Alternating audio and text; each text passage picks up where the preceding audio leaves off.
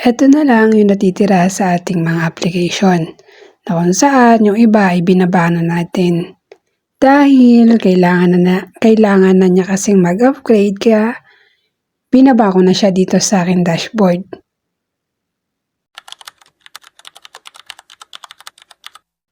Hello everyone! Hello po mga ka-Majesty and welcome to our vlog. So today, share ko sa inyo about kay Hala. So kung nakikita nyo ito sa aking dashboard, ay isang taong pagdiriwang ni Hala today. So meron siyang mga pakulo. Ayan, Hala first anniversary. So kung nakikita nyo dyan sa aking dashboard, ito yung bago niyang update dahil 1 year na siya dito sa industry. Next. So may daily claim tayong nakiklik dyan. Tapos after 7 days, meron din siyang makiklaim na sa check-in.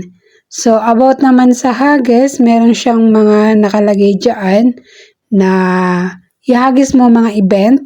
Ayan. At may makiklaim ka dyan just in case na makompleto mo siya.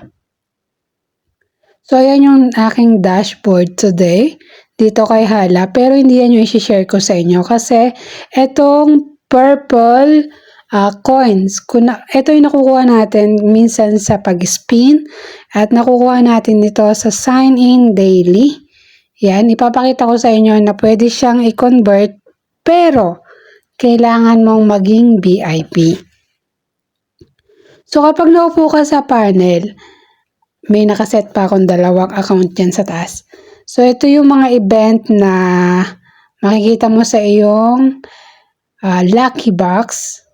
Yan. Tapos ito naman yung gusto kong share sa inyo, yung about sa purple.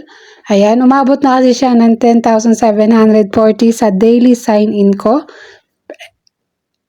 Tapos yan kasi guys ay pwede mo siyang i-convert.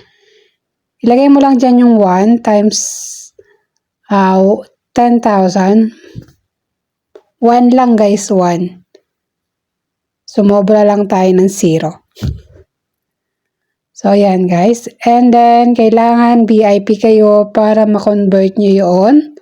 Pero hindi tayo VIP. Pinakita ko lang sa inyo guys. Kasi ako ay hindi makapag-VIP dito. 0.99, 3 days lang, makaklaim ka ng coins daily na 3,500. Ayan, i-click nyo lang yung purchase. Pero kasi ako ay may problema about sa Google and location. Tinry ko na siyang exchange pero hindi siya nagpalit. Dahil yung location natin ay nasa ibang planeta. Ay, nako, Diyos me, Marimar. So, ayan guys, pakita ko sa inyo, nakalagay dyan ay itatap lang natin siya. Papakita ko muna sa inyo. Yan, something went wrong. Your purchase couldn't be completed. Please update your Play account setting. So, tinry ko na yan before na ilang beses na ako mag-update pero ganyan pa rin siya. Di pa rin siya napapalitan. Sayang, di ko may convert.